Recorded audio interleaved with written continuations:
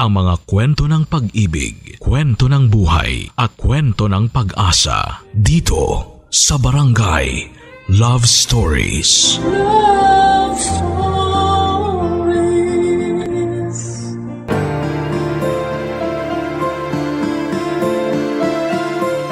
Kapag para sa atin ang isang bagay ay ibinibigay yon ng kapalaran, ngunit kailangan pa rin natin itong lakipan ng pagpupursige at kasipagan. Ikaw kabarangay, anong bagay ang gusto mong makamit sa buhay? Dear Papa Dudut, mahalaga para sa isang tao ang magkaroon ng pangarap, pero mas importante yung merong isa o dalawang tao na naniniwala na matutupad natin ang pangarap na yon. Bilang Pilipino, kilala tayo sa pagbubuklod ng ating pamilya. Kaya nga inaasahan natin na ang unang suportang matatanggap natin ay magmumula sa ating tahanan at sa mga miyembro nito. Habang bata pa, hinuhubog ng mga magulang ang kanilang mga anak para magkaroon ng matibay na pundasyon na gagamitin nila sa pag-abot ng mga bagay na gusto nilang makamit. Kalakip noon yung walang maliw na pag-ibig, pagtanggap at pag-unawa ng mga magulang. Dahil hindi naman perpekto ang isang anak. Ngunit paano kung walang nanay at tatay sa isang sambahayan? Diyan ko po ibibida ang aking mapagmahal na Lola Celia. Good day po sa inyo, Papa Dudut, at sa mga katulad kong avid listener ng Barangay Love Stories. Ako po si Winston, pero mas kilala ako sa nickname na Tonton. Yun po kasi ang tawag sa akin ng Lola Celia ko. 30 years old na po ako ngayon at lumaki ako sa Pateros, pero kasalukuyang nasa Baguio City at nagtatrabaho bilang occupational therapist. Matagal na po akong nakikinig sa inyong programa at naisipan kong sumulat sa inyong istasyon para magbahagi ng kwento ng buhay ko na sana ay kapulutan ng aral at inspirasyon ng mga kapuso nating tulad ko ay minsang nangarap din. Meron po akong nakakatandang kapatid, si Ate Amelie, na 2 taon ang lamang sa akin. Maaga po kaming naulila ng magkasunod na pumanaw ang mga magulang namin dahil sa sakit na cancer. Simula noon ay kinupkup na kami ni Lola Celia namin na nanay ng aming tatay. Bale sa bahay nila kami sa Pateros tumira, pero sa Pampanga talaga kami pinanganak at nagkaisip ng ate ko. Bata pa po ako noon, nasa 8 taon, at si Lola na talaga ang tumayong guardian namin. Hindi po kami mayaman, Papa Dudut, sa katunayan na isalat kami sa maraming bagay.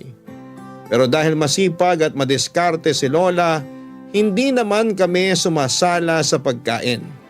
Bale, nagtitinda po ng peanut butter ang lola ko, reseller siya nung una hanggang sa natutunan na niyang gumawa ng sarili niyang bersyon. May maliit siyang pwesto sa palengke ng Pateros at ang kinikita niya doon ay yung pangbaon namin ni ate sa eskwelahan. May 5 anak sila ni Lola, 2 sa mga ito ay nasa ibang bansa na siyang sumusuporta sa pangangailangan namin sa Pilipinas. Pangalawa po ang namayapa kong tatay. Yung isa nilang kapatid ay nasa Davao at may sarili ng pamilya, habang yung bunso ay si Tito Arnel ay kasama naming naninirahan sa bahay.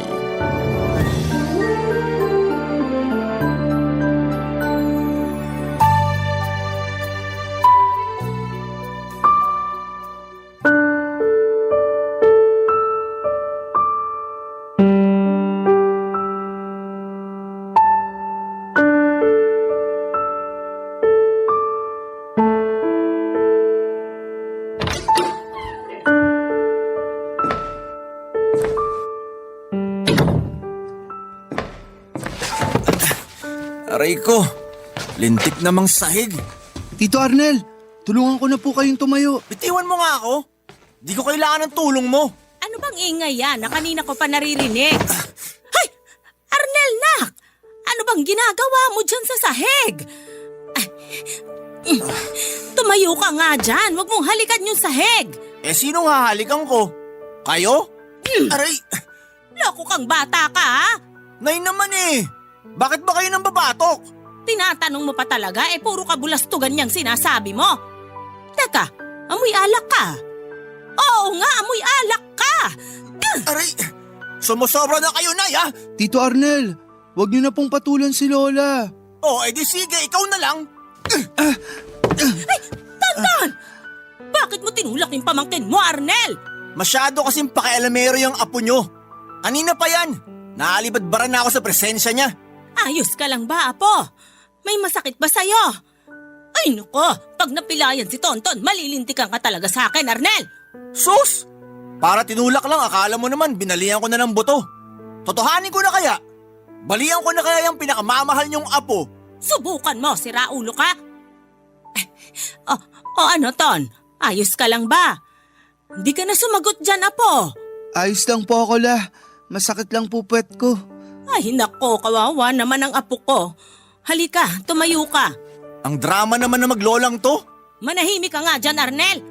Uuwi-uwi ka ritong lasing tapos aawayin mo pamangkin mo. Pasalamat ka, di ko to pinalaking basagulero. Kundi, napangahan ka na nito. Saka hindi rin naman kita pinalaking palaaway. Ewan ko ba kung kanino ka nagmana? Baka kay tatay. Huwag mo ngang dinadamay dito yung tatay nyo. Matagal nang patay yung tao. Para gino-joke ka lang, Nay. Di ka na mabiro. Hindi ako nakikipagbiruan sa'yo. Sumosobra ka na sa ugali mong yan. Akala mo kung sino kang siga na uuwi para manakit dito sa bahay natin? Hoy, wag mo ngandalin dito yung ugaling kanto mo. Iwanan mo dyan bago ka pumasok sa pinto. Pati si Tonton, sinaktan mo pa. Sus, palibhasa. Grabe kayo mag-alaga sa mga sampid niyong apo. Anong sampid na apo? Sinong sampid? Sina Tonton at Amelie? Sino pa nga ba? Meron pa bang saling ket-ket sa pamamahay na to bukod sa magkapatid na yan? Ano? Di ba sampid lang naman kayo rito ng ate mo? Tito, nasasaktan po ako. Ay, ang arte mo talaga. Di pa nga kita pinapangahan. Anong masakit dyan? Gusto mo pangahan na talaga kita? Para masaktan ka? Ano? Ano? Halika rito! Aray! Huwag mo lintik na! sabing sasaktan si Tonton. Saka hindi sila sampid ng ate niya sa bahay natin dahil mga apo ko sila. Pamangkin mo sila, Arnel. Kadugo. Magpapamilya tayo kaya tigilan mo yung pagtawag-tawag sa kanila na sampid. Para kang walang pinag-aralan. Nakapagtapos ka pa naman ng kolehiyo tapos di mo ginagamit yung ulo mo. Basta. Kahit anong sabihin nyo, sampid pa rin tingin ko sa dalawang yan. Palibhasa, ulila na. Walang nagmamahal, kaya nakikisiksik dito sa bahay natin. Diyan na nga kayo maglola. Nasusukan na ako sa pagmumukha niyong dalawa. Tinanong mo ba kami kung natutuwa kami sa pagmumukha mo?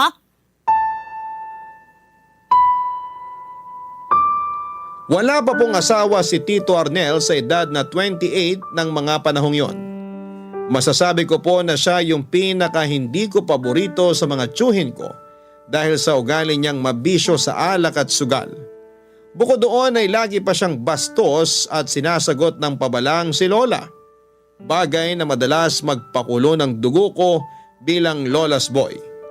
May pagkamadugas din po si Tito o Papa Dudut. Kinukupitan niya rin ng pera si Lola kapag wala na siyang madukot sa bulsa niya.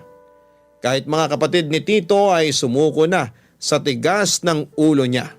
Tanging si Lola lamang yung nagtsatsaga sa ugali niya dahil anak pa rin naman daw niya ito, Papa Dudut. Simula nung lumipat kami sa bahay nila ay walang araw na hindi pinamukha sa amin ni Tito Arnel. Nasampid lang kami sa kanilang pamilya.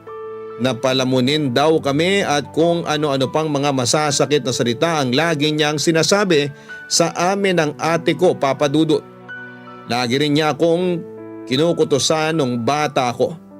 Inuutos-utusan at nilalait ang pagiging lampa at patpatin ko. Tinatawag naman niyang pangit si Ate Emily kaya pareho po kaming yamot sa kanya. Para siyang kulang sa pansin pero sa kabila ng lahat ay hindi namin siya binastos. Kahit kami yung mas bata, kami po ng ate ko ang umunawa. Pero aaminin ko po na malaki ang naging epekto ng mga panlalait at pangmamaliit sa akin noon ni Tito Arnel. Papadudot lalo na tungkol sa pangarap ko at pag-aaral. Hindi naman kasi ako pinanganak na matalino.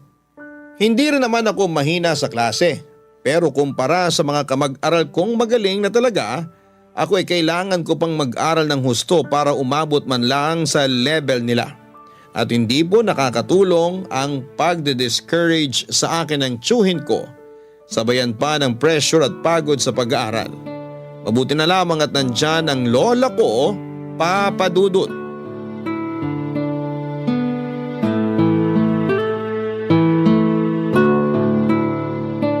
Tonton Apo, napansin ko na parang konti lang kinain mo kanina. Hindi mo ba gusto ulam natin? Gusto po, La. Paborito ko po yun. Garlic longganisa. Oh, bakit nga konti lang ang kinain mo? Tanda ko sabi mo gutom ka nung pag-uwi mo galing eskwelahan nyo. Dami nyo kamong ginawa, may mga test pa. Opo, pero... Ay, nahihiya na po kasi ako sa inyo, La. Ha? Ano ba yung pinagsasasabi mo? Bakit ka nahihiya sa akin? Saan ka nahihiya? Sa lahat po. Di po kasi mawala-wala sa isip ko yung mga sinabi ni Tito Arnel tungkol sa amin ni Ate Amelie. Yung pagtira namin dito, yung pagiging sampid namin. Hindi kayo sampid ng ate mo. Pareho ko kayong apo, pareho ko kayong mahal. Alam naman po namin yun, La. Mahal din po namin kayo. Kaso, totoo naman po yung mga sinasabi ni Tito tungkol sa amin. Alin ba sa mga sinasabi niya yung totoo doon? Kasi wala akong matanda ang lumabas na matino sa bibig ng lalaking yon. Yung nakikisiksik lang kami ni ate rito sa bahay nyo. Kung hindi siguro namatay sina mama at papa, wala kayong poproblemahin. Sino bang may sabing pinoproblema ko kayo? Si Arnel? Aba siya nga yung problema rito, hindi kayong magkapatid. Kaya hayaan mo na yon. Huwag kang makinig sa kanya kasi wala naman siyang naitutulong sa'yo. Pero naaapektuhan pa rin po ako. Lalo na kapag sinasabi niya na wala naman ako mararating. Nakalokohan lang yung pag-aaral ko kasi magiging katulad lang din daw niya ako. Alin? Yung tambay tapos basagulero? Abay gagaya ka pa niya sa kanya ang layo ng ugali niyo sa isa't isa. Ay, sandali nga. Huwag mong sabihin sa akin na naniniwala ka sa kanya, Apo. Sorry, La. Okay lang yon, hayaan mo na. Pero lagi mong isipin na magkaibang tao kayo ng tiyuhin mo. Ay, ginawa ko na naman ang lahat para patinuin siya. Pinagsabihan ko, pinag-aral, inalagaan, pero ewan, nasa talampakan yata ang utak ng anak kong yon. Kahit mga ate at kuya niya naiinis sa kanya. Di ko lang mapalayas kasi kawawa naman, baka matulog sa ilalim ng tulay. Ayun na nga, magkaibang tao kayo. Kaya gusto kong pagtuunan mo ng pansin yung pag-aaral mo. Magtapos ka ng kolehiyo para matupad mo yung pangarap mo. Sa palagay niyo, La, kaya ko? Kaya ko kayang makuha yung degree ko? Oo naman, nakikita ko yung pagsisikap mo kaya bakit mo naman natanong ang bagay na yan? Dami po kasing matatalino sa klase namin. Ako sakto lang. Kaya nga nag-aaral ako ng mabuti para di naman ako kulelat sa klase. Sinong may sabi na di ka matalino? Matalino kayo ng Ate Amelie mo. Kaya wag mong pagsasalitaan ng ganyan ng sarili mo. Oo, may mga pagkakataon na kailangan mong doblehin yung sikap at pagod sa pag-aaral. Pero lahat ng yon, magbubunga naman ang matamis na tagumpay kapag nakapagtapos na kayo. Ay, parang pag nanegosyo lang ang pag-aaral, Apo. Namumuhunan ka at hindi pare-pareho yung halaga ng pamumuhunan ng isang tao. May mas malaki, may mas maliit na kapital. Hindi ibig sabihin na maliit yung puhunan mo, hindi ka naaasenso. Kahit yung malalaki nga pag nagpabaya may tsansa pa ring malugi. Kaya importante yung pagsisikap, pagsisipag at pagpapatuloy sa ginagawa nyo kahit na tingin mo mahirap at nakakapagod na. Natutupad ang mga pangarap. At yung pangarap mo, matutupad mo, Apo, kasi naniniwala ang lola sa'yo. Ay, La, salamat po ah. Salamat saan? Sa lahat-lahat. Kasi kapag kayo na yung nagsalita, tagus-tagusan sa buto. Lakas ng impact. Impact ka dyan. Ay, basta, sa akin ka lang makikinig. Wag dun sa anak kong ewan ko na lang talaga kung kanino nagmana. Naiintindihan mo ba ako, Apo? Opo, La. Naiintindihan ko po kayo. O siya, mabuti kung ganon. Pero di ka ba talaga nagugutom? Kumain ka kaya uli doon, may kanin pa. Yung totoo, nagugutom pa po ako. Yan na nga ba ang sinasabi ko? Tara sa kusina. Kwentuhan mo pa ako tungkol sa eskwelahan nyo. Malumanay magsalita. Maunawain, mapagmahal at maganda po ang Lola Celia ko, Papa Dudut. Bukod doon ay malaki po ang tiwala niya sa amin na matutupad namin ni ate ang mga pangarap namin sa buhay. Siya po yung uri ng tao na walang masamang damo. Hindi siya mapagtanim ng galit, matyaga at madiskarte din siya. Gusto niyang manahin ko yung mga katangian niyang yon para kahit na anong pagsubok ang ibato ng buhay sa amin ay mapagtatagumpayan namin yon. Pero mahina po talaga ang loob ko, Papa Dudut. Mahiyain ako, tahimik at hindi pala kaibigan. Kaya nga malaking dagok ang mga katangian kong yon noong nag-aaral pa lamang ako. Sabi ng lola ko ay natutupad ang mga pangarap. Kaya nga ginapang niya ang pag-aaral ko sa kolehiyo para matupad ko ang pagiging occupational therapist. Siyempre kinukumbinsa rin niya ang mga anak niyang may kakayahang tumulong na suportahan kami dahil sino-sino pa raw ba ang magtutulungan kundi ang pamilya rin naman. Kaya nga kahit mahirap ay nilaban ko po na makapagtapos ng may karangalan sa high school para makapasok sa universidad na pangako, Papa Dudut. Barangay Love Stories. Barangay Love Stories. Hindi pa rin po naging madali ang buhay namin lalo na noong dumalang ang pagpapadala ng pera ng mga anak ni Lola na nasa abroad. Nagkaroon kasi sila ng financial problem tapos yung isa kong tito ay naaksidente pa sa pinagtatrabahuhan niyang pabrika at naputulan ng binte. Akala nga namin ay mawawala na siya sa amin, Papa Dudut. Pero buti na lamang at niligtas pa rin siya ng Diyos. Kaya lang ay kinailangan niyang bumalik sa Pilipinas dahil hindi na rin naman siya makakapagtrabaho. Yun po yung dahilan kung bakit naapektuhan ng husto yung pag-aaral ko. Hindi na po kasi nila kayang suportahan ang tuition fee ko. Kaya laging sinasabi sa akin ni Tito Arnel na tigilan ko na ang pangangarap ng gising na makapagtapos ng kolehiyo. Sa halip ay tumigil na lamang ako at magbanat ng buto. Pero sinabi ni Lola na siya na lang ang didiskarte, Papa Dudut, para makapagpatuloy kami ng ate ko sa pag-aaral. Mas sinipagan niya ang pagtitinda ng peanut butter sa maliit niyang pwesto at nagdagdag na rin siya ng ibang mga panindang palaman na nire-resell niya. Ako po ang katukatulong niya lalo na sa pagbubuhat ng mga binebenta namin. Pero kapag may klase ay hindi ko na po talaga siya naiintindi. Pero dahil mataas ang pangarap ni Lola para sa aming magkapatid, nagpatuloy po kami kahit sa pag-aaral. Kaya lang may isa na namang pagsubok ang dumating sa pamilya namin na hindi ko po talaga agad natanggap noong una.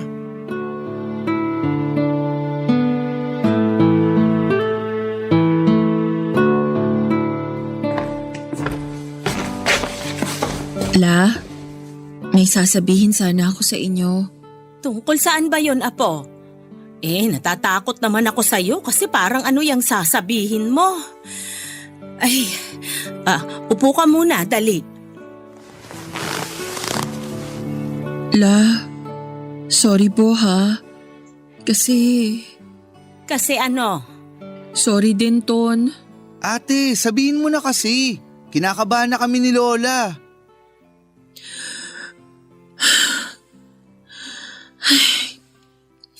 Buntis po ako. Ano? Seryoso ba yan? Mamaya pinaprank mo lang kami ni Lola ah. Bakit ko naman kayo ipaprank? Siyempre seryoso ako dun. Sinong nakabuntis sa'yo, Amelie? Wala ka naman pinapakilalang boyfriend sa amin. Yung totoo, meron po akong boyfriend. Pero di ko po sinabi sa inyo. Bakit ka naman naglihim, Apo? Di ko po alam. Siguro kasi pag nalaman nyo baka pagbawalan nyo kami. O baka ma-disappoint kayo kasi imbis pag-aaral ang atupagin ko, ay nakipagrelasyon po ako. Buti alam mo, ate. Ay, Tonton, huwag mong pagsalitaan ng ganyan ang ate mo. Bakit po hindi, La? Nakaka-disappoint naman talaga ginawa ni ate. Usapan natin, magtatapos muna tayo sa pag-aaral bago tayo magkaanak. Tapos sasabihin mong buntis ka? Alam ko naman yon pero nangyari na. May baby na sa tiyan ko. Anong gusto mong gawin ko? Ewan ko sa'yo. Bahala ka sa buhay mo. Sumusobra ka na. Huwag na nga kayong mag-away na dalawa. Si Tonton po pagsabihan niyo la. Akala mo kung sino ko makapagsalita eh. Parang di niya pamangkin yung nasa tiyan ko. Alam kong pamangking ko yung baby. Pero di mo kasi naiintindihan pinanggagalingan ko, ate. Palibasa ano? Sige, ituloy mo. Palibasa, sarili mo lang inisip mo. Tonton, huwag ka munang magsalita dyan. Hindi makakatulong yung mga sinasabi mo sa ate mo eh. Amelie, apo, ano nang plano mo? Paano na yung pag-aaral mo niyan? Titigil na po ako la. Ha? At bakit? Ayoko na pong mag-aral. Napapagod na po ako. Sabi sa akin ng boyfriend ko, pwede akong tumira sa bahay nila. Aalagaan nila ako doon. Sigurado ka na ba dyan sa gusto mong mangyari? Gaano ka katsak na tatratuhin ka nila ng maayos? Sigurado po ako. Nakilala ko na po ang magulang niya. Mabait sila sa akin la. Kaya sana payagan niyo na po ako. Sinayang mo lang pagpapaaral sa'yo ni Lola. Nagpapakapagod siya para lang mapagtapos tayo tapos ganyan ka. Kaya nga titigil na lang ako para hindi na mapagod pa si Lola. Diba lagi sinasabi sa atin ni Tito Arnel na pabigat tayo, na palamunin tayo? O ayan, aalis na ako. Hindi naman kita pinapaalis, apo. Hindi kayo pabigat ni Tonton. Pamilya tayo. Pero gusto ko na pong bumuo ng sarili kong pamilya la. Sana maintindihan niyo yon. Sorry Ton kung dismayado ka sa akin. Pero yun talaga ang gusto kong mangyari. Sana respeto mo na lang. Paano ko irerespeto yung isang sinungaling na gaya mo? Tonton, tumahimik ka na nga. Hindi na maganda ang lumalabas sa bibig mo, apo. Hey, at ikaw, Amelie. Pag-isipan mo uli yung mga sinasabi mo. Mababaliw na ako sa inyo eh. Alam ko naman po na blessing ang mga baby pero hindi ko lang mapaniwalaan na naging mapusok ang ate ko kaya nabuntis siya ng maaga. Katulad ko ay nasa college pa lang din siya at hindi ko po mapigilang magalit sa kanya kasi hindi siya tumupad sa mga pangako namin noon na magtatapos kami ng pag-aaral at babawi pa sa lola namin bago kami mag-asawa at bumuo ng sariling pamilya. Hindi namin yon responsibilidad pero bahagi po yon ng pagtanaw namin ng utang na loob sa taong nag-aruga at nagpaaral sa amin, Papa Dudut. Kaya nga nagtampo ako ng husto kay Ate Amelie at mas nadagdagan lamang yon nang mag-decide siyang huminto sa pag-aaral para pagtuunan ng pansin ng pagbubuntis niya. Bukod doon ay pumayag din siyang makipag-live-in sa boyfriend niya at tatay ng magiging anak nila. Para sa akin ay tinakasan ni Ate Amelie yung responsibilidad niya sa pamilya namin at iniwan niya akong mag-isa, Papa Dudut. Dahil sa mga nangyari maraming nasabi sa aming magkakapatid ang mga kamag-anak namin, lalong-lalo na ang Tito Arnel ko. Kung ano-anong hindi magagandang salitang binitawan niya kay ate. Tinawag niya itong disgrasyada, walang utang na loob, pinag-aaral pero inunang magpabuntis at kung ano-ano pa. Naawa po ako sa ate ko pero wala akong ginawa para ipagtanggol siya kasi ako mismo ay may tampo sa kanya, Papa Dudut. Dahil sa pagsubok na yon, sa aming pamilya ay naapektuhan ang kalusugan ng lola namin. Kaya nagkasakit po ito ng madalas, Papa Dudut.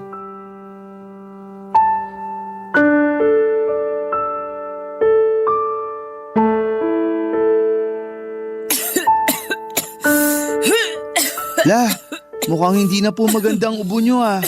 Sigurado ba kayo na ayaw nyo pang magpatingin sa doktor? Tubig po, La. Ayos lang ako, apo. Inuman ko lang to ng halamang gamot. Mawawala rin to kinatagalan. La, uminom po muna kayo ng tubig. Salamat, Apo. Ayos na ako. Pero nag-aalala pa rin po ako. Huwag ka nang mag-alala. Natuyuan lang naman ako ng pawis kaya ako inubo. Tapos naulanan din ako nung isang araw. Bigla na lang kasing dumilim ang langit tapos bumuhos yung ulan eh.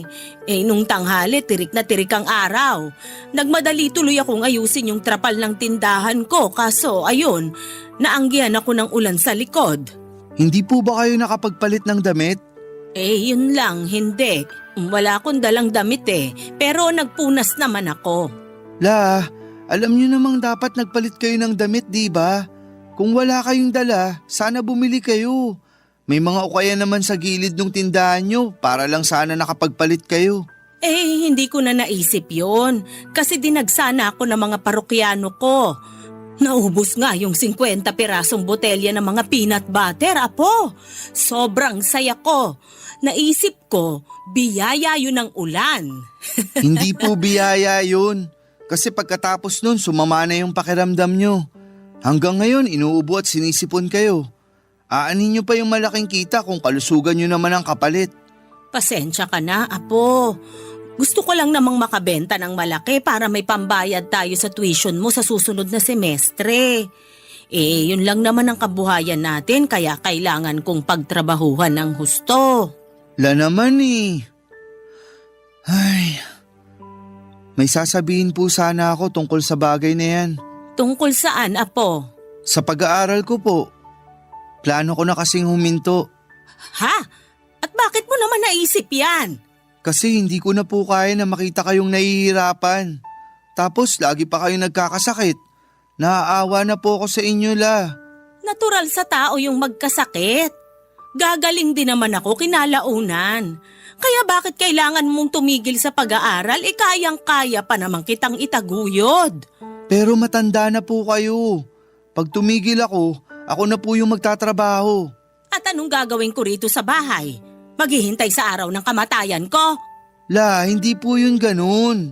Kahit na anong sabihin mo, ganun na yon. Alam kong nag-aalala ka sa akin na matanda na ako. Pero maniwala ka naman sa akin pag sinabi kong kaya ko. Saka ilang taon na lang naman makakapagtapos ka na ng kolehiyo, plano mo pang itigil. Paano na yung pangarap mo, Aber? Babalikan ko na lang po siguro kapag may pera na. Kapag kaya ko na. Mahirap pagsabayan ang pagtatrabaho at pag-aaral. Kaya nga habang may pagkakataon na tapusin mo yung pag-aaral mo, gawin mo. Habang buhay magtatrabaho ang tao. Minsan ka lang mag-aral, kaya yun ang atupagin mo. Ay. La, saan po kayo pupunta? Matutulog na. La, wag na po kayong magalit sa akin. Hindi ako galit sa'yo. Naiinis lang. Ay, plano mo pang tularan yung ate mo na hindi nakapagtapos. Handa naman akong igapang yung pag-aaral nyo. Ay, nako. Ewan ko sa mga kabataang ito. Ay. Ako po ang nag-alaga sa lola ko dahilan para mapabayaan ko naman ang aking pag-aaral. Dahil sa nangyari, tuluyan na po akong huminto sa kolehiyo at pinagpatuloy ko na lamang ang pagtitinda ni Lola sa palengke para meron kaming kita at panggastos sa araw-araw. Hindi po madali ang desisyong iwan ang aking pamilya para magtrabaho ngunit yun lamang po ang paraang naisip ko upang masuportahan ang aming pamilya. Praktikal na kung praktikal pero napilay po talaga ng husto ang pamilya namin lalo na sa usaping pinansyal. Tuluyan na rin kasing hindi nakapagpadala ang isang anak ni Lola na nasa abroad dahil nakapag-asawa na ito doon. Hindi na rin naman siya pinilit ni Lola na magpadala dahil sapat na raw yung mga tulong na binigay niya sa aming pamilya. Sabi ko sa sarili ko ay handa kong isantabi ang pagtupad ng pangarap ko para sa aming dalawa ng lola ko. Ipinaliwanag ko sa kanya na mas mahalaga yung kasalukuyan kesa sa hinaharap Kaya naman sinuportahan na rin niya yung plano kong pagtigil sa pag-aaral at pagtitinda na lang kapalit niya. Dahil wala naman akong karanasan sa pagtatrabaho, nahirapan po ako ng husto nung umpisa. Si Lola kasi ang madalas na nasa bahay na lang namin dahil marami na siyang iniindang sakit, bunga ng katandaan. Bukod doon ay may takot ako na baka mawala sa akin yung pinakamamahal kong lola. Ayoko pong mangyari yon kasi siya na lamang ang kaisa-isa kong kakampi sa bahay namin, Papa Dudut. Kasi mapaglaro ang tadhana. Minsan kung kailan puspusan ang iyong pagdarasal na wag sanang iadya ng langit yung isang bagay na ayaw mo mangyari, ay nangyayari pa rin po talaga yung hindi inaasahan. Nagkasakit ng malala si Lola. Nagkaroon ng komplikasyon. Sa baga, dala ng lumala niyang pulmonya, dahilan para agawin siya sa akin ng kamatayan, Papa Dudut. Barangay Love Stories. Barangay Love Stories. Hindi ko po matanggap na nawala na lang ng ganon si Lola, Papa Dudut. Para sa akin ay masyado pong maiksi yung panahong pinagsamahan namin sa mundo para iwanan niya ako. Kung pwede nga lang na sumunod na ako sa kanya sa kabilang buhay, gagawin ko kasi pakiramdam ko ay mag-isa na lamang ako.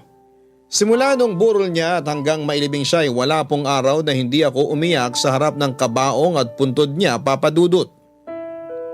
Kahit na napapaligiran ako ng mga kamag-anak namin at kahit na dinamayan ako ni Ate Amelie, nag-iisa pa rin ako matapos kunin sa akin ang lola ko.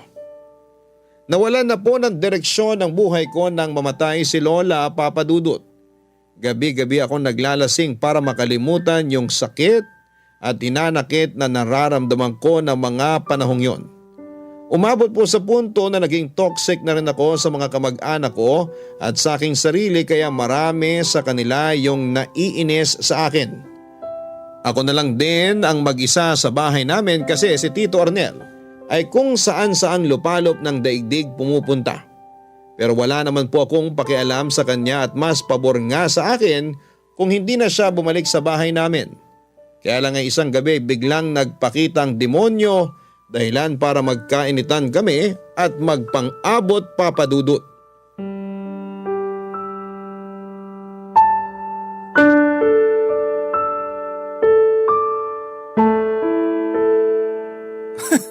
Bakit ganyan itsura mo, Tonton? Daig mo pa yung nakahit-hit. Igaya mo pa ako sa'yo. Ano? Hindi ako humihit-hit para sa kaalaman mo. Talaga lang ha? Aba, marunong ka ng lumaban?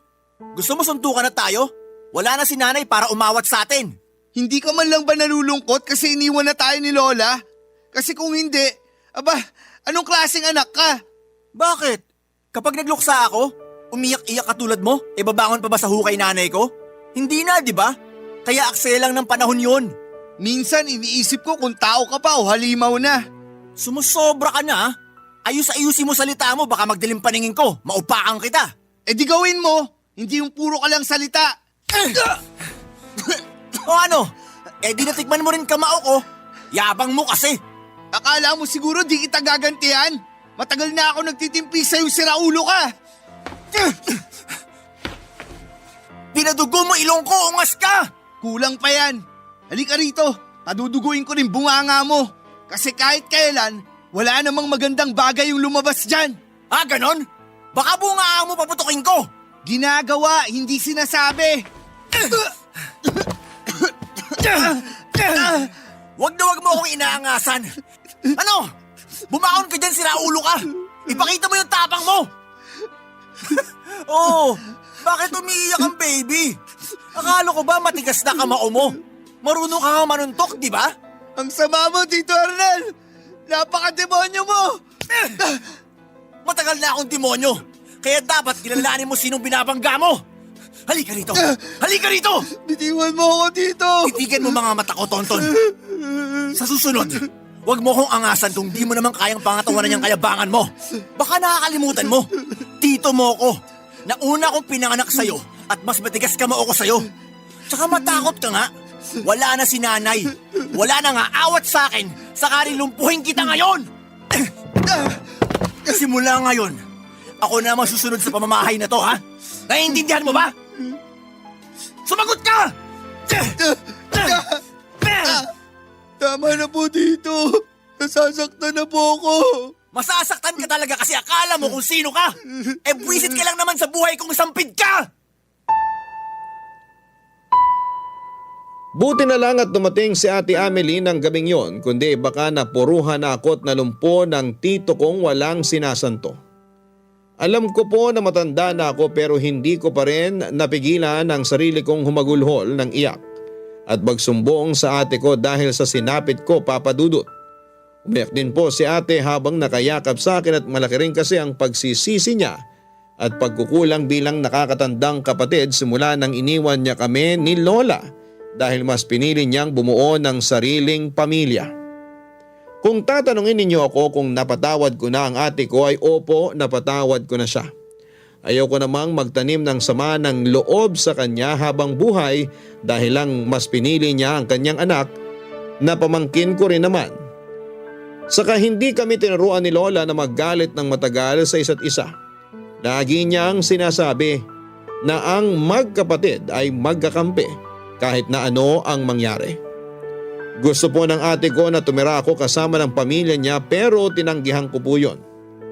Ayoko pong makisiksik sa kanila dahil nahihiya po ako sa mister niya. Pero pinalayas po ako ni Tito Arnel sa bahay ni Lola. Kaya wala akong nagawa kundi ang tanggapin ang alok ni ate na tumuloy sa bahay nila pansamantala. Mabait naman ang asawa niya, Papa Dudut, at marami po siyang tinuro sa akin ng mga bagay na may kinalaman sa trabaho niya bilang salesman sa isang automotive shop. Isang gabi nagkaroon kami ng pagkakataon ni Ate Amelie na makapag-usap ng masinsinan at binalikan namin yung mga pangarap namin na lagi naming pinag-uusapan ng mga panahong nabubuhay pa si Lola, Papa Dudut.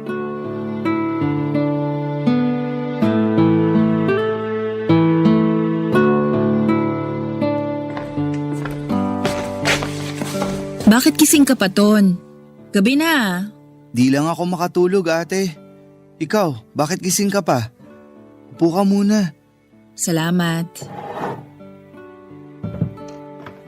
Nauuhaw kasi ako, kaya kumuha ko ng tubig sa kusina, tapos nakita kita rito. Ayos ka lang ba? May gumugulo ba sa isip mo? Ayos lang ako, ate. Ton, kilala kita. Alam kong may bumabagabag sa'yo.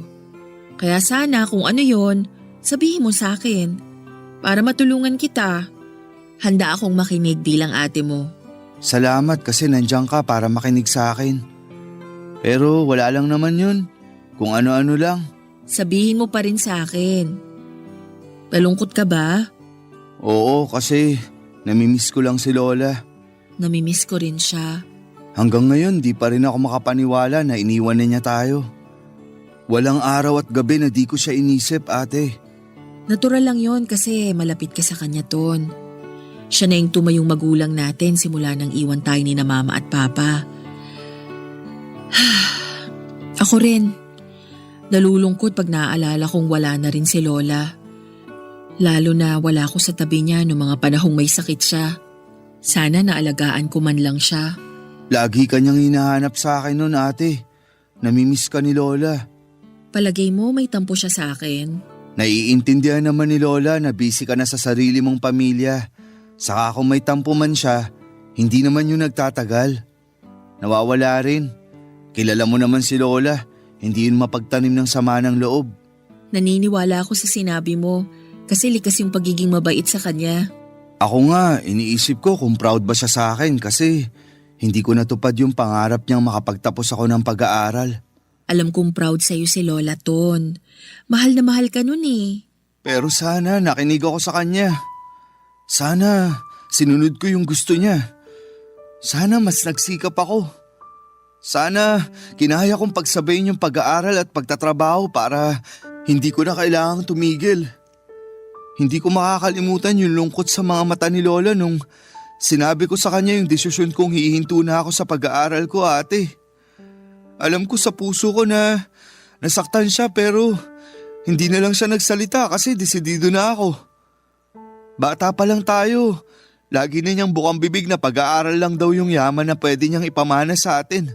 Na kahit kailan, hindi mananakaw ng ibang tao. Ngayon ko lang na-realize na tama siya. Kaso huli na ang lahat. Wala na si Lola. At hindi ko man lang siya nabigyan ng karangalan at kasiyahan bago siya nawala. Hindi pa naman huli ang lahat. Pwede ka pang bumalik sa pag-aaral. Tapusin yung kurso mo, Ton. Hindi ko alam kung kaya ko pa, ate. Siyempre kaya mo pa. Saka alam mo, ramdam ko na gustong-gusto mong tapusin yung pag-aaral mo para sa sarili mo at sa katuparan ng hiling ni Lola. Hindi pa naman huli ang lahat eh. Pero di ko alam kung saan mag-uumpisa. Malalaman mo rin kalaunan. Saka huwag kang mag-alala kasi this time, susuportahan na kita. This time, hindi na kita iiwanan at hindi na kita tatalikuran. Tutulungan kitang makapagtapos sa pag-aaral mo hanggang matupad mo yung pangarap mo.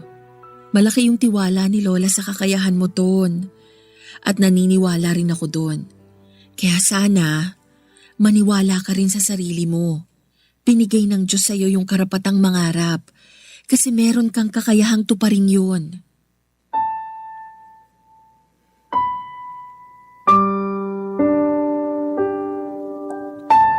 Tama si Ate Amelie, Papa Dudut.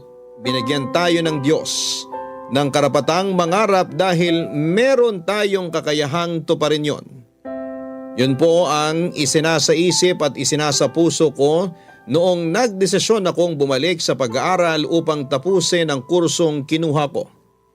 Hindi po madali at napakahirap po kasi at pinagsabay ko ang pagtatrabaho at pag-aaral pero hindi po ako sumuko. Tinatagan ko po ang loob ko at umasa sa mabuti at umasa na makakagraduate din po ako at mabibigyan ko ng karangalan si Lola at ang mga magulang namin. Nagsikap ako at namanata at nagtiwala na kaya kong gawing totoo anuman ang aking mithiin sa buhay na ito kaya hindi nagtagal ay pinagkaloob sa akin ng langit ang katuparan ng mga hiling at pangarap ko. Nakapagtapos ako at nakakuha ng lisensya para maging isang occupational therapist at sa kasalukuyan ay pinapractice ko na po ito ang aking pinag-aralan. Wala pong pagsidla ng kasiyahan ng puso ko, Papa Dudut. Proud na proud po ako sa sarili ko dahil alam kong nagsikap ako ng husto kaya deserve ko yung mabuting resulta ng pinaghirapan ko. Tama po si Lola. Matamis ang tagumpay na naghihintay kapag nalagpasan natin ang mga mapapait na pagsubok sa buhay natin. Kaya sana'y huwag tayong sumuko at huwag tayong mawala ng pag-asa. Hindi tuwid ang landas na ating tatahakin para matupad natin ang mga pangarap natin. Pero hindi ibig sabihin na hindi na tayo makakarating sa ating patutunguhan.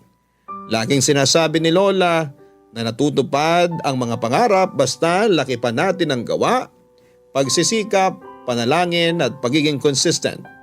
Alam kong masaya para sa akin ang lola ko kung nasaan man siya naroon, Papa Dudut. Yung tagumpay ko ay inaalay ko sa unang tao na naniwala na meron akong magagawa at yon ay walang iba kundi si Lola Celia. Maraming salamat po, Papa Dudut, kung mapili po ninyong itampok ang istorya ng buhay ko. Naway maraming kabarangay natin ang ma-inspire. God bless po sa programa ninyong Barangay Love Stories sa Barangay LS 97.1. Ang inyong forever kapuso at kabarangay, Tonton. Nagustuhan ng iyong napakinggan? Ituloy yan via live stream sa www.gmanetwork.com/radio. Barangay LS 97.1 forever. Barangay Love Stories. Love stories.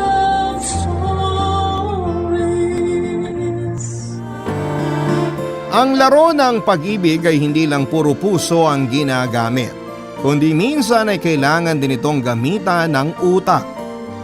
Dahil kung puro puso ang pinapairal, baka ang utak natin langawin at kung ano-ano na ang nai-imagine.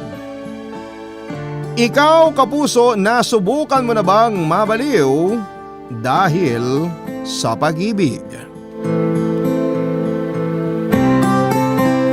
Dear Papa Dudut, Greetings po sa inyo, Papa Dudut. Fan na fan po ang lola ko ng inyong programa.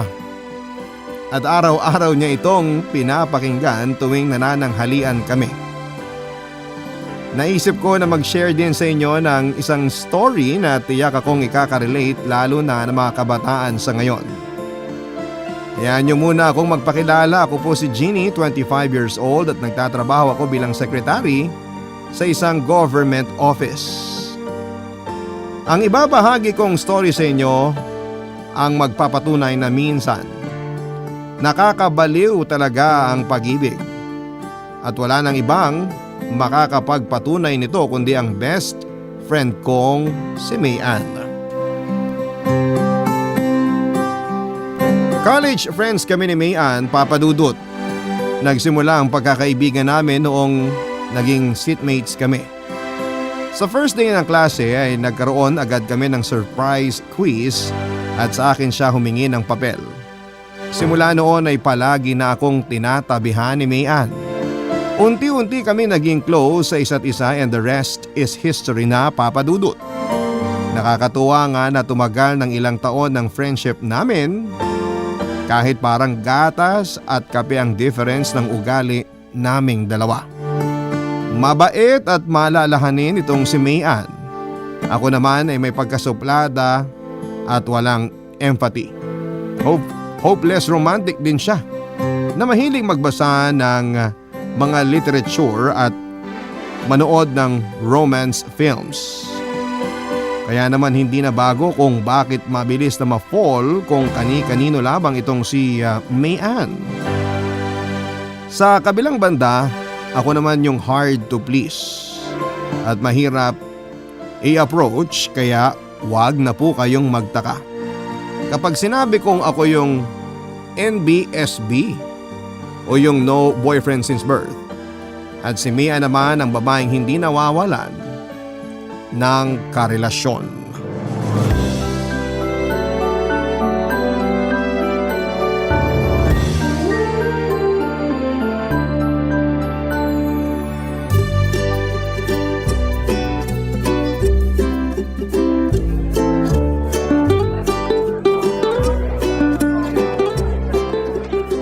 Uy, ano yung binabasa mo? Oh, nandyan ka na pala. Wala to, magazine ng asawa ko. Asawa? Ano ka ba? Yung bida sa K-drama na pinanood natin last time. Yun yung asawa ko ngayon. Siya ang cover this month sa magazine kaya napabili ako ng wala sa oras. Anong kalokohan na naman yan? Pwede na palang asawahin ngayon ng mga artista kahit di nila alam? Alam mo, ang manang mo na talaga, hindi ka na aware sa mga trending ngayon. Kasi hindi naman ako mahilig sa mga ganyang bagay. Okay lang mag-fangirl pero OA naman yung ganyan ha. Papunta na tayo sa pagiging obsessive fan. Sineryoso mo naman yung mga sinabi ko. Alam ko naman yun, te. Eh di ikaw na may asawa. So asan na yung kape? Di ka pa umorder? Ginagawa na. Antayin mo na lang. Bakit ba kasi dito pa tayo nagkape? Ang layo nito sa school. Tsaka ang mahal naman ng kape nila rito ah. Anong gamit nila panimpla? Gold? Basta, mag-antay ka na lang maya-maya. Malalaman mo rin ang sagot. May rason ba kung ba tayo nandito ngayon? Meron. Ay, yung mga ganyang ngiti alam ko na yan eh. Lalaki na naman no. Ano pa nga ba? Lalaki na lang naman ang nagpapasaya sa akin eh. Te, ang landi mo talaga. Asus, ikaw din naman eh. Hindi mo lang pinapahalata. Palibasa nasa loob ang kulo mo. Hindi talaga ako malandi. Huwag mo kong idamay sa pagiging maharot mo. Oo na, ikaw ng santo. Ayun na siya. Aray! Aray! Uy, masakit! Walang yaka, ginawa ba naman akong punching bag? Bakit? Anong meron? Sinong dumating? Ayun na siya. Sino nga? Nakikita mo ba yung papalapit na guy? Yung kakapasok lang? Yang naka-uniform? Oo, siya. Oo, anong meron sa kanya? Siya yung bet na bet ko from other school. Aldred ang pangalan tapos nagpa-part-time bilang barista sa coffee shop na to. Paano mo naman nalaman yung mga yan? Inisto ko yung Facebook niya kagabi.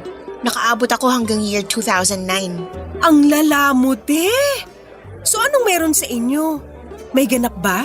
Wala, crush ko lang siya. Yun lang? Gumastos ka ng napakamahal na kape para lang makita siya? Ibang klase ka, girl! Wala namang masama. Tsaka bakit ba namamahalan ka sa kape ako namang magbabayad?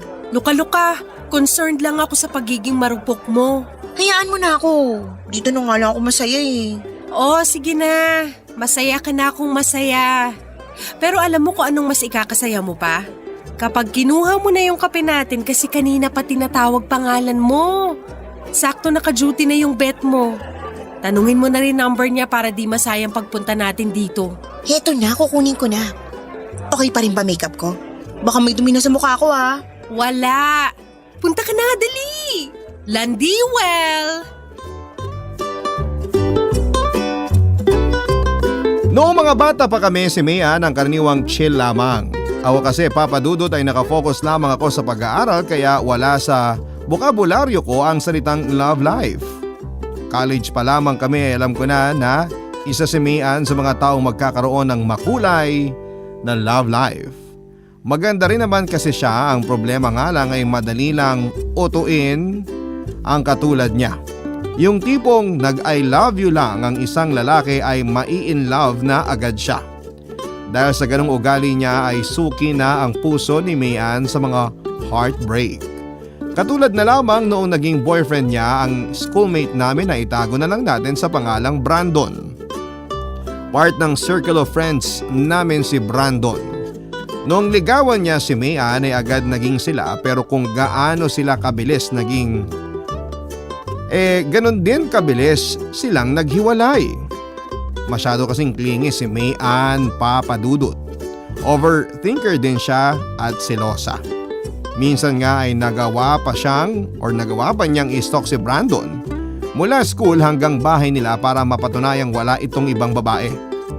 Noong una ay medyo nawiwirduhan ako sa ugaling yon ni Mayan na medyo papunta na sa pagiging psychotic lover pero hinahayaan ko na lamang siya. Alam ko kasi na mahirap din namang maloko at ilang beses na itong naranasan ni Mayan. Kaya kako baka pinoprotektahan lang niya ang relasyon nila. Kaso nga lang maging si Brandon pala ay ayaw sa ganong ugali ni Mayan. Kaya naman naghiwalay sila. Pagka-graduate ay naging sekretary ako sa tulong ng mga magulang ko samantalang nakapasok naman sa trabaho si Mayan bilang bank teller. Papadudot wala pa siyang 1 taon sa trabaho noon ay nakahanap agad siya ng bagong boyfriend at for the first time ay yon ang naging pinakamatagal na relasyon na naranasan ni Mayan.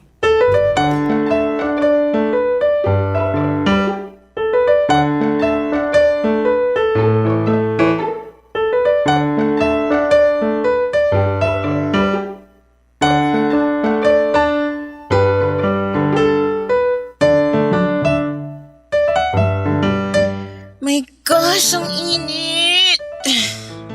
Bakit namang kunot na kunot ang noo? Parang kanina lang sobrang excited mo pa akong tinawagan para makipag-meet up. Kasi naman sobrang traffic tapos wala pang aircon yung sinakyan ko. Kung gusto mo ng convenient life, kailangan mo magbayad. Di ka na nasanay sa buhay dito. So ano palang meron? Bakit ka biglang nag-ayang kumain? Magpapatulong ako sa'yo. Para saan? Anniversary na namin ni Mikoy bukas. Gusto ko siya i-surprise. Anniversary nyo na naman? Parang kailan lang kayo nag-celebrate Ano ka ba? Mabilis lang talagang oras kaya di mo pansin. Tsaka isa pa, sobrang busy mo kaya sa trabaho mo. Ilang taon na ba kayo? 3 years na kami bukas! Aba, may tumagal din sa'yo Congrats! Haba ng hair ko, no? Kaya ikaw, magjowa ka na rin para sumaya ka sa buhay mo. Excuse me, hindi ko kailangan ng lalaki para sumaya, no? Kung gusto mo akong sumaya, bigyan mo ako ng pera. Lalaki ang happiness mo, pues ako naman pera. Sa bagay, true naman din. So ano nga? Ano bang magandang surprise sa boyfriend ko para bukas? Kay Mikoy? Dinner date kaya? Siya na bahala dyan sa date na yan. Sure ako by this time na may nabook na siyang resto para bukas. Ang gusto ko, regalo, yung may sentimental value sana. Ano ba? Paano kung accessories? Relo or kwintas? Hindi siya mahilig sa abubot eh. Ano ba kasing gusto niya? Dapat ikaw nakakaalam yan bilang ikaw ang girlfriend eh. Naibigay ko na kasi sa kanya lahat. Kaya nga ako nagtatanong sa'yo kasi wala na akong maisip. Alam mo, kapag nagmamahala naman talaga kayong dalawa, presence mo lang okay na yon kasi ikaw yung best gift na natanggap niya. Oh, aba, may romantic side ka rin naman palang tinatago ah. Saan galing yan? Kinopya ko lang yung sinabi nung napanood ko sa TV. Nagiging hopeless romantic ka na rin ah. Ganyan ba pag tagtuyot? Hoy, walang niyang to. Punganga mo, bruha ka. Balik na tayo sa topic. Iniiba mo kasi. Wala na nga ako maisip. Wala naman kasi akong experience sa mga ganyang bagay. Try mo kaya necktie?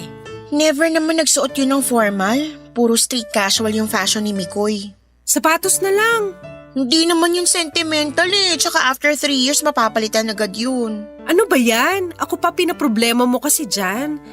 Bigyan mo na lang ng singsing. Romantic naman yun. Sing-sing na lang? Hindi ba dapat ako yung binibigyan ng sing-sing? Ay, bahala ka dyan. Magbigay ka na lang ng kung ano. Wala na ako maisip. Ikaw talaga kahit kailan. Sige na nga, sing-sing na lang. Ayun naman pala. Eh di problem solved. Pwede na mag-order. Sige, mag-order ka na nga lang. Papadudod sa halip na ang boyfriend ni Mayan na si Mikoy ang ma-surprise nung anniversary nila ay si Mayan mismo ang nasurpresa. Bigla kasing nakipaghiwalay si Mikoy sa kanya. As usual, ang reason ay dahil nasasakal daw siya kay Mayan.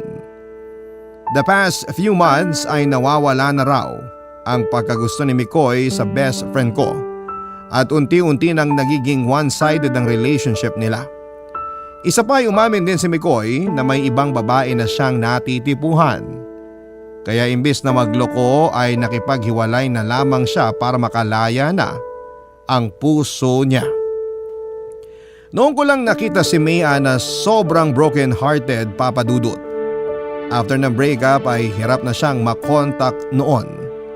Tuwing magkasama kami hindi ko siya nakakausap ng maayos. May time pa nga na gabi-gabing nagpupunta si Mayan sa bahay nila Mikoy para makipagbalikan. Pati sa trabaho ay hindi siya nito pinapalagpas. Kaso nga lang kahit na ano pang gawin ni Mayan ay ayaw na talaga sa kanya ng lalaki. Na-depress si Mayan, papadudot. Nahulihan ko pa nga noon na may 2 linya ng sugat sa pulso niya.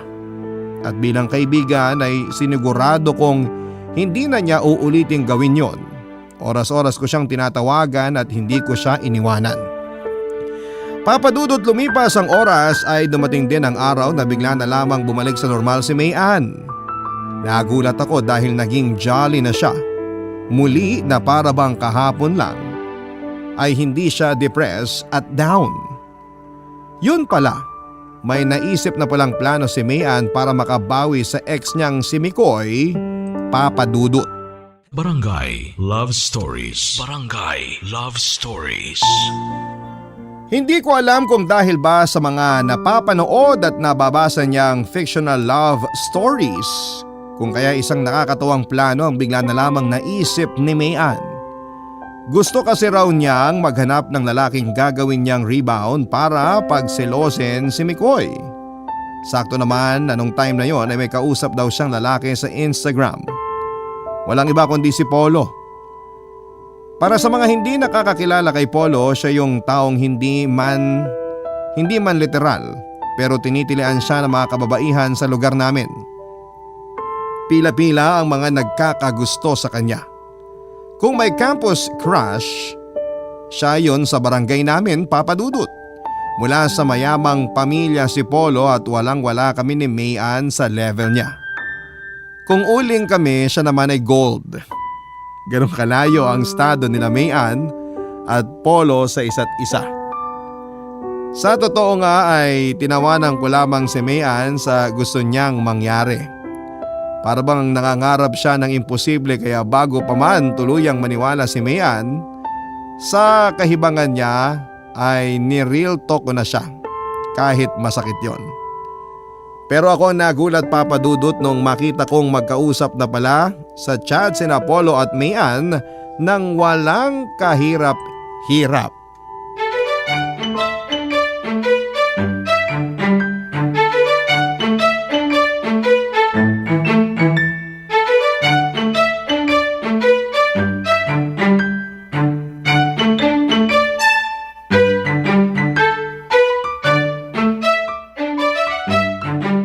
Te, hindi ka maniniwala sa sasabihin ko.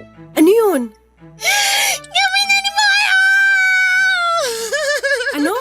Hindi ko narinig. Ano ulit yun? Di naman to nakikinig. Sabi ko kami na ni Polo. Di nga. Yung totoo. Oo nga, eto may resibo ko. Niligawan niya ako tapos sinagot ko siya agad. Hindi ka man lang nagpakipot? Oo agad? Polo na yan oh, magpapakipot pa ba ako? Tingin nga kung totoo. Eto, tingnan mo yung chat namin sa Instagram. Aba, oo nga. Grabe, natisod mo si Polo. Ikaw na talaga.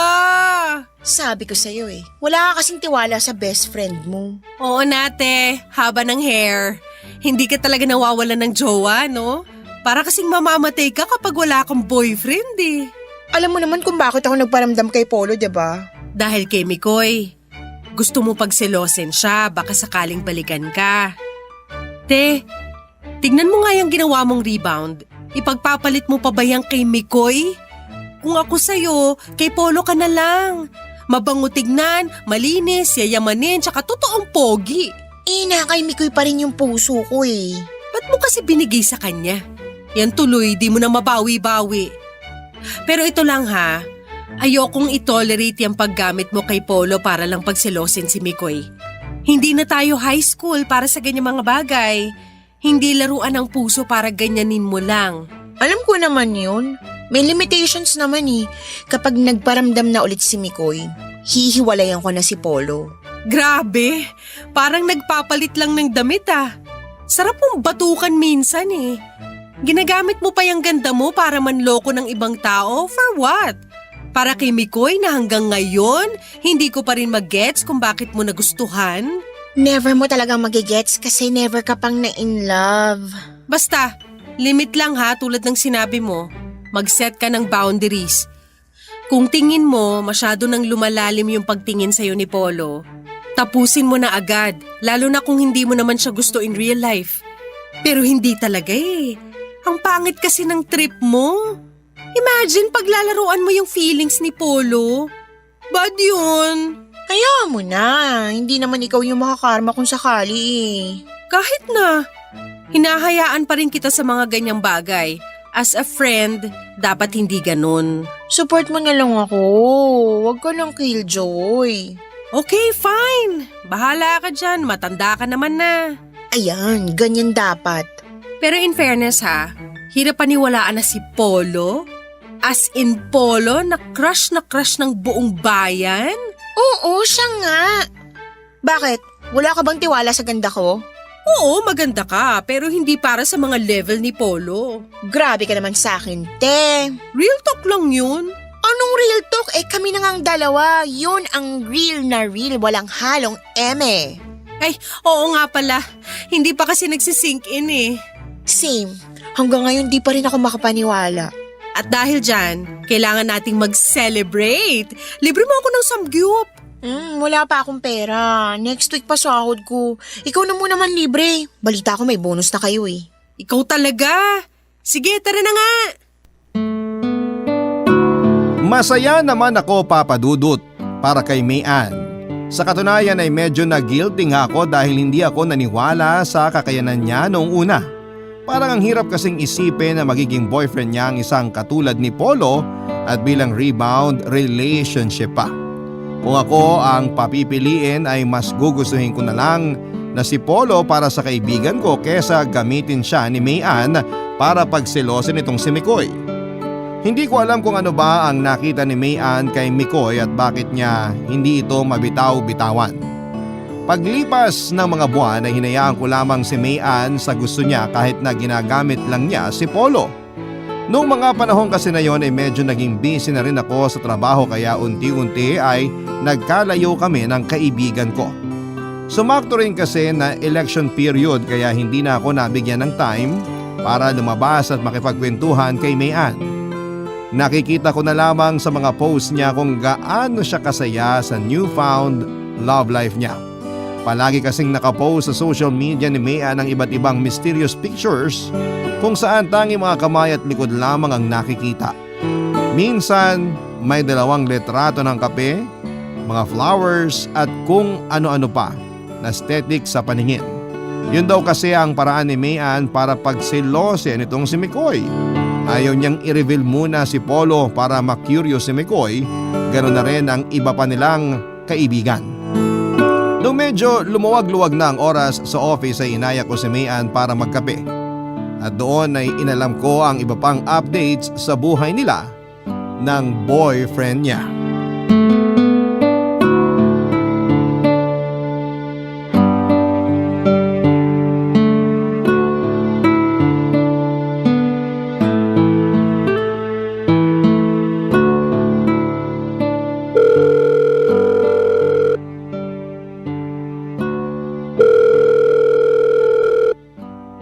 Hello? Anong balita? Busy pa rin sa love life? Alam mo na, living my life. Nakita ko nga yung story mo dun sa bulaklak na pinadala ni Polo. Ang sweet ng jowa mo ah. Siyempre, marunong akong pumili eh. Kumusta naman yung isa? Nagparamdam na ba? Si Mikoy? Puro heart react lang yun sa story ko eh. Mukhang gumagana ang paselos effect mo ah. Nag-message nga ako sa kanya eh, tapos sinane lang ako. Alangan namang replyan ka, may jowa din yun ngayon. Talaga ba? Bakit hindi ko nakikita? Ano ka ba? Todo post yun ang pictures nila ng jowa niya. Invento ka naman, te. Araw-araw ko kayong sinecheck profile niya, wala naman siyang post. Meron kaya? Baka naman nakahide sa iyo yung mga post niya. Bakit naman i-hide sa akin? Para saan? Ewan ko, ba't ako tinatanong mo? Baka naman may natitira pa siyang pagmamahal sa akin. Ayaw niya siguro ako masaktan. Ayan ka na naman sa pag-overthink mo. Ayaw lang siguro niyang habulin mo pa siya. Ayaw ka ngang replyan eh. Nag-heart naman siya sa stories ko eh. Ibig sabihin, hindi pa niya ako totally kinalimutan. Tadyakan kita dyan. Pinapaasa mo na naman sarili mo. Lahat ng ginagawa ng tao may rason. Hindi ba pwedeng sinusuportahan ka lang niya kasi akala niya masaya ka na sa buhay mo? Mga lalaki talaga, hirap mag-read between the lines, no? Hanggang ngayon, di pa rin niya mag-gets na pinagsiselos ko lang siya. Asyumera ka lang talaga, te. Buisit ka, nang babasag ka na naman eh. Ikaw, ano namang balita sa'yo? Heto, busy pa rin nagpapayaman. Uy, ilang taong ka na nagpapayaman, di ka naman yumaman-yaman. Maghanap ka na lang kaya ng matandang mayaman na jowa na malapit ang mamatay. Sira ulo ka. Kaysa naman tumanda kang dalaga. Di mo ako gayahin. Blooming kasi may jowa. Ay naku, suluhin mo yung jowa mo. Wala akong time para dyan. Hindi ka naiinggit? Hindi. Bakit naman ako maiinggit sa babaeng may jowa nga, pero umaasa pang magkakabalikan sila ng ex niya? Ew! Wala lang kasi nanliligaw sa'yo eh. Excuse me, marami ako manliligaw, hindi ko lang pinapansin. Taas kasi ng standards mo, te. Dapat mataas din ang bank statement. Dapat naman kasi ganyan yung mindset. Hindi ka mapapakain ng pagmamahal, no? Basta ako, mayaman boyfriend. Hindi mo naman mahal. Ay, hindi mo sure. Paano kung mahal ko na pala si Polo? Tantanan mo nga ako, kasasabi mo lang na patay ka pa rin sa ex mo. Hindi kaya. Bahala ka dyan. Tawagan na lang ulit kita mamaya, may bisita pala akong darating. O sige, bye-bye. Miss you. Miss you too. Bye-bye.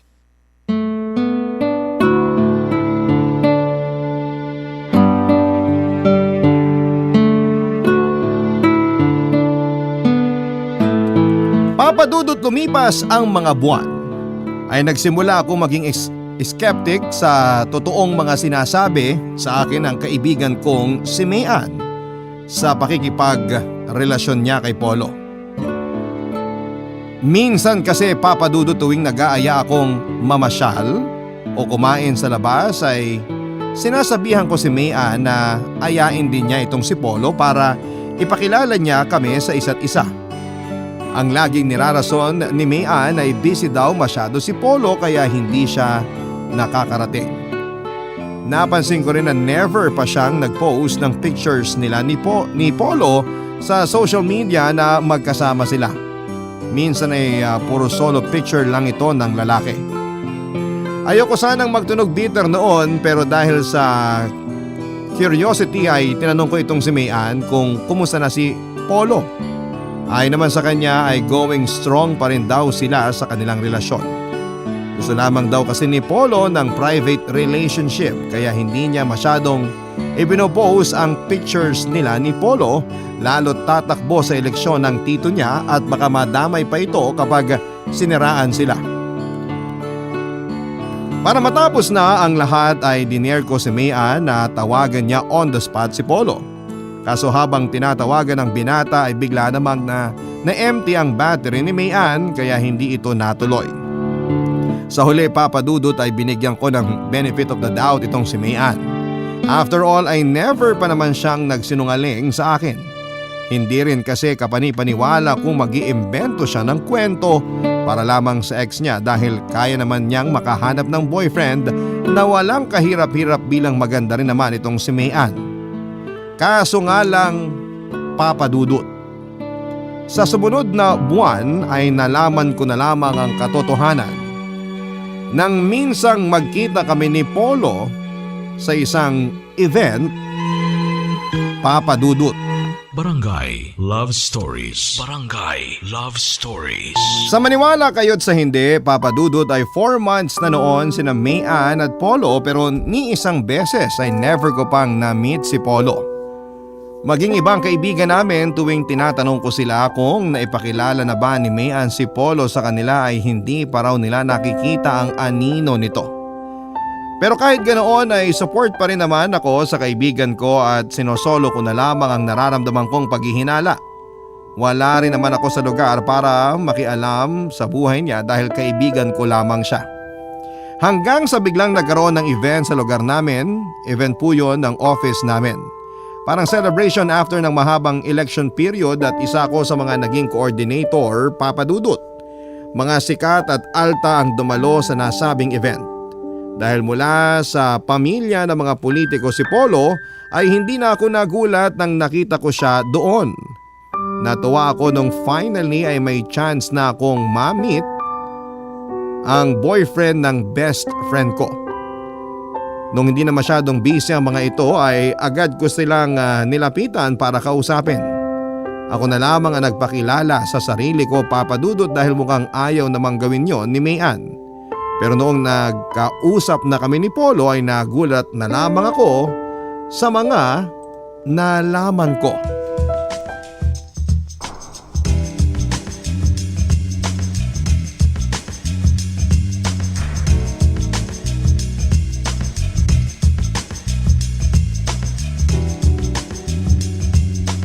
Hi, good evening! Hello, good evening din. Kumusta yung party? Masaya ba? Okay lang naman. Office namin nagplano nito. Talaga? Enjoy naman. Hindi nga lang ako mahilig sa gantong type ng party. Anyway, magkakilala ba tayo? I'm sorry. Ako pala si Jeannie. Polo, nagkita na ba tayo somewhere? Hindi pa. First time lang tayo nagkita pero baka nabanggit na ako sa'yo ng girlfriend mo. Girlfriend? Si Mayan? Sinong Mayan? Sorry napagkamalan mo lang ata ako. Wala akong girlfriend. Wala kang girlfriend? The last time I checked, wala akong girlfriend. Single ako. Baka naman mistaken identity lang. Hindi eh. Ikaw talaga yung sinasabing boyfriend ng best friend ko. Ito yung picture niya. Teka lang wait lang. Ito siya si Mayan. Sorry pero hindi ko talaga siya kilala. Ganun ba? Ang weird. Baka naman pinaprank ka lang ng kaibigan mo. Hindi niya ako pinaprank. Nagpadala ka nga ng flowers sa kanya eh. Trust me, wala talaga akong girlfriend.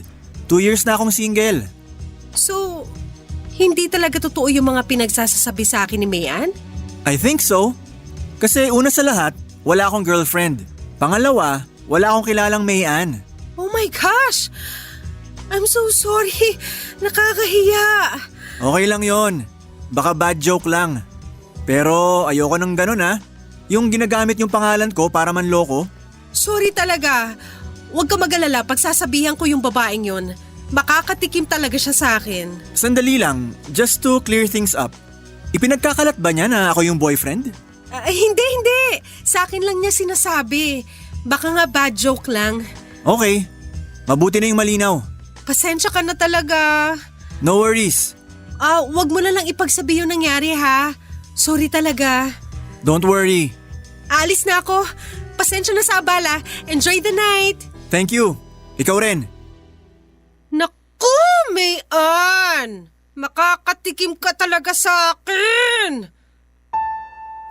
Hiyang-hiya ako ng gabing yon, Papa Dudut. Nag-feeling close ako kay Polo kahit ang totoo ay hindi pala niya ako kilala. Noong time na yon ay gets ko na kung bakit hirap na hirap itong si Mayan na i-invite si Polo tuwing lumalabas kami kasi hindi naman talaga niya boyfriend ang binata. Mas lalo akong naliwanagan kung bakit wala pa rin silang pictures na magkasama dahil gawa-gawa lang pala ni Mayan ang lahat. Matapos sa mga nangyari ay kinumpronta ko si Mayan dahil sa totoo lang ay na-offend ako na maski ako ay niloko niya. Agad namang umamin si Mayan, Papa Dudut, at ginawa lang daw niya ang lahat ng yon para makuha ulit ang interes ng ex niyang si Mikoy. Pero hindi pa rin dapat yon maging rason para lokohin niya lahat ng tao. Ang sabi sa akin ni Mayan ay tanging sa aming mga kaibigan at kay Mikoy niya lamang sinabi ang fake relationship nila ni Polo. Kinailangan niya kaming idamay dahil baka magtanong sa amin si Mikoy at mabuko ang pinaggagawa niya. Lahat ng pictures mula sa mga flowers at silhouette kuno ni Polo ay nakita lamang niya sa internet. Pinapadalhan rin niya ang sarili niya ng regalo at pinapalabas na galing po ito kay Polo. Samantalang yung mga chat sa Instagram na pinakita niya sa akin noon ay imbento lang din niya dahil gumawa siya ng sariling fake account ni Polo. Papa Dudut, nakakalungkot na dahil sa pag-ibig ay naging delusional itong si Mayan, or sa ginagamit na term ngayon ay dilulu. Gusto ko man siyang intindihin ay mas nangibabaw ang galit ko noon kaya nagkalabuan kaming dalawa. Sa huli mas nanaig pa rin naman ang pagmamahal ko sa kaibigan ko kaya ako rin ang unang nag-approach sa kanya. Matapos ang lahat ng kaguluhan na nagawa niya, Papa Dudut.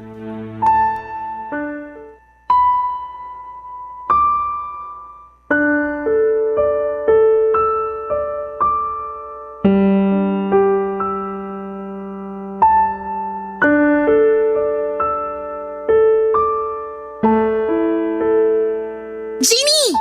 Mabuti naman nakipagkita ka na sa akin. Nabasa ko yung text mo. Hindi mo sinasagot yung tawag ko eh. Nasa trabaho ako kanina.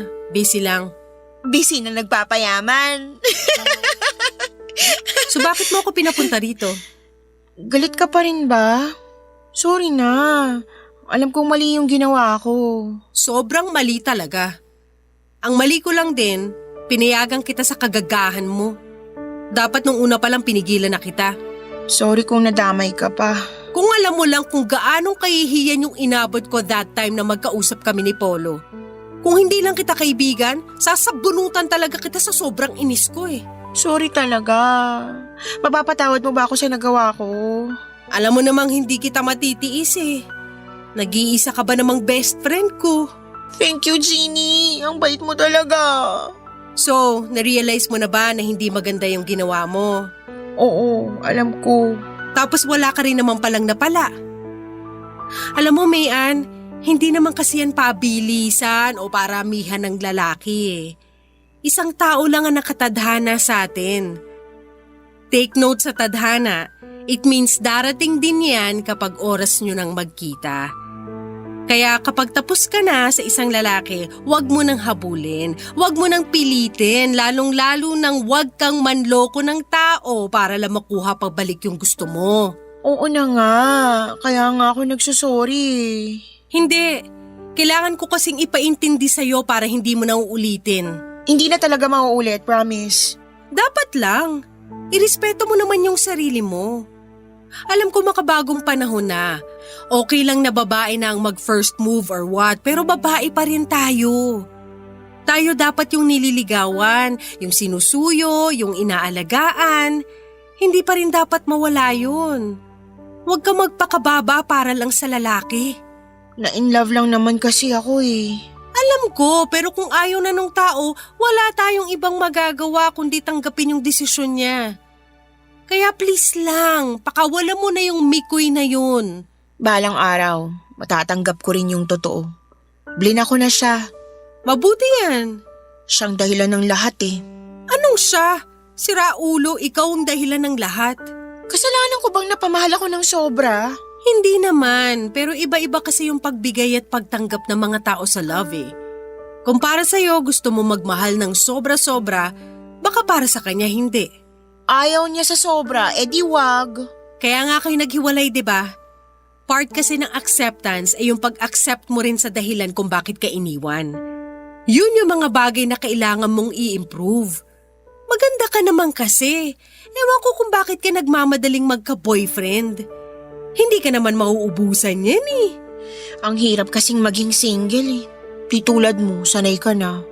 Gusto mo ng bardagulan. O hindi, biro lang. Namiss kasi kita eh. Ako rin. Tagal nating hindi nag-usap. Sorry talaga sa lahat-lahat ah. Wala na yun. Matuto ka na lang sa mga pagkakamali mo. Salamat talaga, Jeannie. Walang anuman.